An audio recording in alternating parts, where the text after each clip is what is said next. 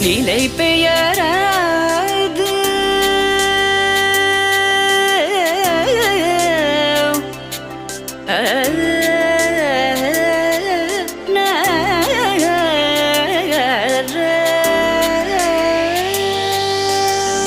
நிலை பெயராது சிலை போலவே நின்ற நிலை பெயராது சிலை போலவே நின்ற நேரமாவதறியாமலே மிக வினோதமான முரளிதர நேரமாவதறியாமலே மிக வினோதமான முரளிதர என்பது மலை பாயுதே கண்ணா